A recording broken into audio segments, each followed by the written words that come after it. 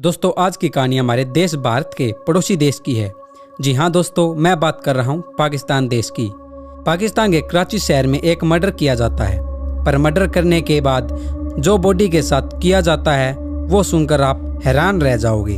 और कराची पाकिस्तान देश का सबसे अमीर शहर है, जो कि 1947 में भारत से अलग होने के बाद पाकिस्तान ने कराची को अपनी राजधानी बनाया था। लेकिन 1 अगस्त 1960 को पाकिस्तान की राजधानी कराची से बदलकर इस्लामाबाद कर दिया गया। तो दोस्तों जब यह मर्डर हुआ तो वहाँ के लोगों को सोते समय यह मर्डर सपने में दिखाई दे रहा था।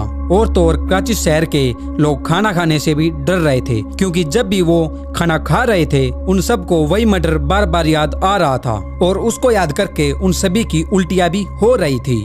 यह वीडियो शुरू करने से पहले मैं हूं मनीष और आज मैं आपको इस कहानी के बारे में पूरी डिटेल से बताऊंगा। उससे पहले आप मेरे चैनल को मनीष सैनी को सब्सक्राइब जरूर कर लें। यहाँ पर मैं आपके लिए हर रोज ऐसी वीडियो अपलोड करता रहता हूँ, जिन्हें सुनकर आपको बहुत ही अच्छा लगेगा। तो चलिए शुरू करते हैं आज का केस।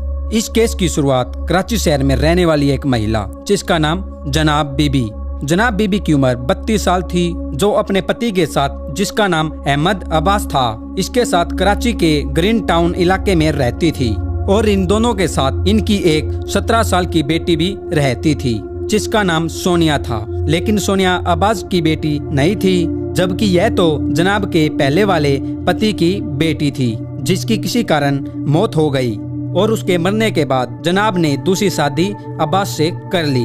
अब्बास और जनाब की शादी को भी 5 ही साल हुए थे। और दोस्तों जो यह इलाका था कराची का ग्रीन टाउन, इसमें यह लोग पिछले 4 महीने से किराए पर रह रहे थे। फिर 24 नवंबर 2011 की सुबह जनाब अपने घर के किचन में कुछ पका रही थी, लेकिन वह जो कुछ भी पका रही थी उससे इतनी ज्यादा गंदी स्मेल आ रही थी कि उसकी जो मकान मालिक थी, जो कि ग्राउंड फ्लोर में रहती थी, उनको बहुत ही गंदी स्मेल आती है, वो भी जनाब के घर से, क्योंकि वह स्मेल इतनी ज्यादा गंदी थी कि वह बहुत ही जल्द आसपास के सभी इलाकों में फैल गई। और वहाँ के सभी लोगों ने पूछा उस मकान मालिकिन से कि ये आपके घर से कैसी स्मेल आ रही है। अब फिर मकान मालकिन को कि जिस ऊपर वाले फ्लोर में जनाब रहती है उसमें कुछ तो ऐसा हो रहा है जो जनाब बता नहीं रही है। लेकिन मकान मालकिन जनाब से पूछती है कि तुम्हारे घर में क्या पक रहा है जो इतनी गंदी स्मेल आ रही है। जनाब ने कहा कि कोई चूहा वगैरह मर गया होगा, उसी की यह स्मेल आ रही है और मैं आज किसी और काम में लगी हुई हूँ, तो प्लीज आप मुझको डिस्टर्ब न करें। यह सुनकर मकान मालकिन को जनाब पर शक होने लगता है कि यहाँ पर कुछ तो गड़बड़ है जो वो उसे बता नहीं रही। मकान मालकिन वहाँ से अपने घर पर चली जाती है और अपने रूम में जाने के बाद वो पुलिस को कॉल करती है और फिर वो जनाब के बारे में सब कुछ पुलिस को बता देती है कि सर हमारे यहाँ पर कुछ ऐसा हो रहा है जो वो लोग बता नहीं रहे हैं। यह सब सुनकर पुलिस वाले थोड़ी ही देर में वहाँ पर पहुँच जाते हैं। पुलिस के वहाँ आते ही मकान मालकिन पुलिस को जनाब के घर पर ले जाती है। जनाब इन सब को देखकर रोकने की बहुत कोशिश करती है, लेकिन पुलिस वाले जबरदस्ती उसके घर के अंदर चले जाते हैं। लेकिन घर के अंदर जाने के बाद उन्हें 2 लड़के मिलते हैं, जिनमें से एक का नाम था जहीर, जिसकी उम्र थी 22 साल, और दूसरे का नाम था रजब। और जो यह रजब है यह जहीर का ही एक दोस्त था। रजब ने जब पुलिस को देखा तो वो वहाँ से भाग गया और जहीर को वहाँ पर पुलिस ने पकड़ लिया। उसी वक्त वहाँ पर मकान मालकिन और वहाँ के पड़ोसी सभी मौजूद होते हैं और वो सभी भी घर की तलाशी लेना शुरू कर देते हैं। लेकिन जब वो किचन की तरफ जाते हैं तो उनको वह स्मेल और भी ज्यादा आने लगती है, जिसकी वजह से उन्हें सांस लेने में भी बड़ी मुश्किल हो रही थी। फिर जैसे भी करके मकान मालकिन ने किचन में जाकर देखा तो उसमें एक बड़ी सारी कढ़ाई रखी हुई थी। जैसे ही वो उस कढ़ाई के अंदर देखती है कि इसके अंदर क्या है, और उस कढ़ाई के अंदर मटन कोरमा जैसा कुछ पक रहा था। और जैसे ही उसने कढ़ाई के और पास जाकर देखा तो उसके होश उड़ गए, क्योंकि उस कढ़ाई में एक इंसान को मारकर पकाया जा रहा था। और तो और इस इंसान के कोरमे में हल्दी, नमक, मसाले जैसे सब कुछ मिला रखे थे। उसी कढ़ाई के पास उसके पति अहमद का सिर काट कर रखा हुआ था। अब देखा जाए तो जनाब ने ही अपने पति को मौत के घाट उतारा है और साथ ही उसके छोटे छोटे टुकड़े कर दिए और उन छोटे छोटे टुकड़ों से वो अपने पति का कोरमा बना रही थी। जनाब ने अपने पति के कुल 63 टुकड़े कर दिए थे और साथ ही उसका सिर दूसरी तरफ रख दिया था। और जो भी बाद में उसकी बाकी की लाश बची थी उसको उसने एक स्टील के ड्रम में रख दिया था। और दोस्तों फिर यह बात पूरे कराची शहर में हवा की तरफ फैल गई। जिसने भी यह खबर सुनी वो यह सुनकर दंग रह गया। सभी लोगों के मन में बस एक ही बात थी कि एक महिला अपने ही पति के साथ ऐसा कैसे कर सकती है। ऐसी भी क्या मजबूरी थी कि जो उसने ऐसा कदम उठाना पड़ा। देखते ही देखते जनाब के घर बहुत सारी पब्लिक इकट्ठी हो जाती है। तो इस भीड़ को देखकर जनाब बहुत ज्यादा डर जाती है और फिर वो पुलिस वालों को कहती है कि सर इतनी सारी पब्लिक मेरे साथ कुछ भी कर सकती है। उन सभी में मेरे लिए बहुत ही ज्यादा गुस्सा है। प्लीज आप मुझे बचा लो, नहीं तो यह भीड़ मुझको यहीं पर मार देगी।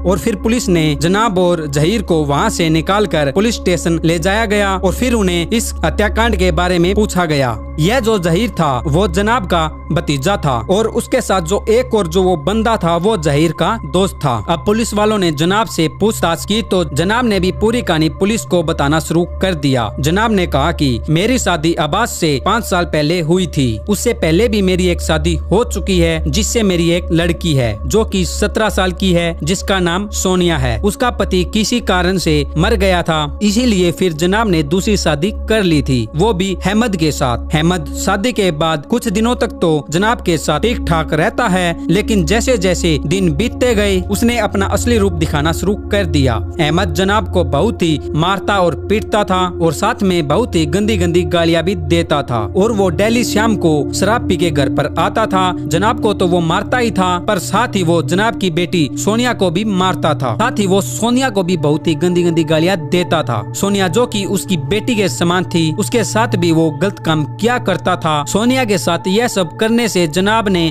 उसे बहुत ही रोका तो वो जनाब को मारता था। और जो यह अहमद है इसके ऊपर एक लड़की ने यौन शोषण का आरोप भी लगाया हुआ है, जो कि इसकी हरकतों से पता चल ही रहा है कि शायद जो इसके ऊपर आरोप लगा हुआ है वो सच है। अहमद के पास एक अवैध पिस्टल भी था जो कि वो दिन रात अपने पास ही रखता था। अहमद में शुरू से ही बदमाशी की एक्टिविटी थी और यह किसी से भी नहीं डरता था। जिस घर में यह हत्याकांड हुआ था उस घर में यह सभी 4 महीने पहले ही आए थे। इन्हीं के साथ सोनिया भी यहीं पर रहती थी, जिसके कारण अहमद उस पर भी बहुत ही बुरी नजर रखता था। लेकिन जनाब ने अहमद को समझाया कि सोनिया भी तुम्हारी बेटी है, सौतेली ही क्यों ना हो। अहमद ने सोनिया को बहुत ही धमकाने की कोशिश भी की कि वो जो कुछ भी तुम्हारे साथ कर रहा है वो अपनी माँ को कुछ भी न बताए। सोनिया फिर भी अपनी माँ को चुपके से सारी बातें बताती थी, लेकिन हद तो उसने तब पार कर दी कि जब उसने जनाब से कहा कि वो सोनिया से शादी करना चाहता है। अब दोस्तों आप खुद ही अंदाजा लगा सकते हैं कि अहमद के दिमाग में क्या चल रहा था। उसका टॉर्चर दिन बर दिन बढ़ता जा रहा था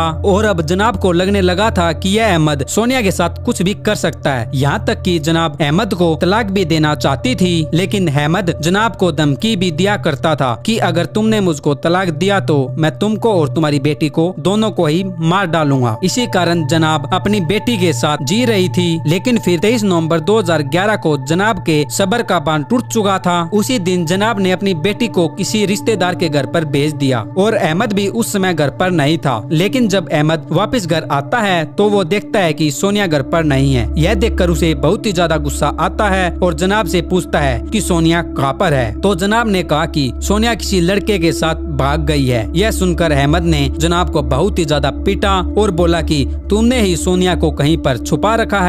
लेकिन दोस्तों जनाब को तो पता ही था कि सोनिया कहाँ पर है। फिर जनाब ने अपने भतीजे को कॉल किया और कहा कि तुम सोनिया को लेकर घर आ जाओ। इस पूरे मामले के बारे में जनाब ने अपने भतीजे को यानी जहीर को सब कुछ बता दिया था। अब जहीर सोनिया को घर लेकर वापस आ गया था। इन दोनों को एक साथ देखकर अहमद ने जहीर को मारना और पीटना शुरू कर दिया। जहीर को मारने के बाद उसने सोनिया को भी मारा और फिर सोनिया को एक कमरे में ले गया। कमरे में ले जाने के बाद उसने सोनिया को एक लोहे की जंजीर से बांध दिया। यह सब देखकर जनाब ने सोच लिया था कि अब इस आदमी से बचने के लिए बस एक ही तरीका है, इस आदमी को ही हम रास्ते से हटा देते हैं। और फिर जनाब ने अहमद को मारने का प्लान बना लिया। इस प्लान में जनाब ने जहीर को भी शामिल कर लिया था और जहीर ने इस हत्याकांड में अपने एक दोस्त को भी शामिल कर लिया था जिसका नाम था रजब। रजब के तैयार होने का कारण था कि वो जनाब को बहुत ही ज्यादा पसंद करता था, यानी कि वो ये जो जनाब है इसको बहुत ही प्यार करता था।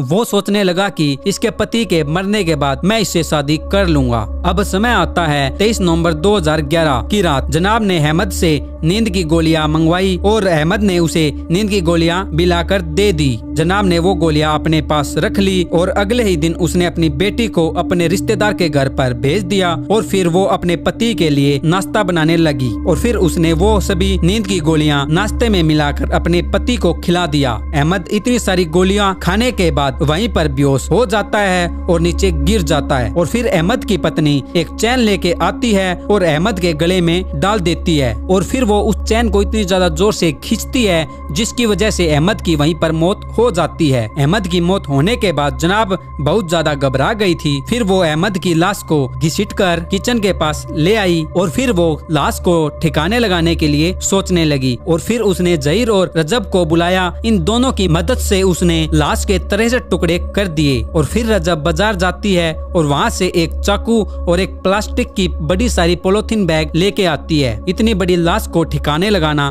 कोई आम बात तो था नहीं, इसीलिए उन्होंने सोचा कि इस लाश को काटने के बाद इसका कोरमा बना दिया जाए। इनका यह प्लान था कि वो यह कोरमा बनाने के बाद इस कोरमे को वो फेंक देंगे। अगर कोई पूछेगा तो उन्हें कह देंगे कि यह कोरमा अच्छा नहीं बना, इसीलिए उन्होंने फेंक दिया। लेकिन यही उनकी सबसे बड़ी गलती साबित हुई। इन्होंने उसे पकाया तो उसकी बदबू हद से ज्यादा फैल गई और पूरे मोहल्ले के लोगों को इसके बारे में पता चल गया। इसके आगे की कहानी तो दोस्तों आप लोगों को पता ही है। फिर जनाब और जहीर को गिरफ्तार कर लिया गया और फिर इन दोनों का मामला कोर्ट में भेज दिया गया, जहां पर कोर्ट ने इन दोनों को उम्र कैद की सजा सुना दी गई। और जो वो तीसरा लड़का था जो कि पुलिस को देखकर वहां से भाग गया था, वो अभी तक पुलिस को मिला ही नहीं और ना ही पाकिस्तान पुलिस के पास उसकी कोई जानकारी है। और फिर इन दोनों को जेल में भेज दिया गया और अब समय आ चुका था दिसंबर 2022। लगभग 12 साल जेल में रहने के बाद जहीर और जनाब को कोर्ट ने हमेशा के लिए रिहा कर दिया और आज यह दोनों एक नॉर्मल जिंदगी जी रहे हैं। सो दोस्तों कैसी लगी आपको यह स्टोरी हमें कमेंट करके जरूर बताएं और साथ ही हमारे चैनल को सब्सक्राइब जरूर कर लें।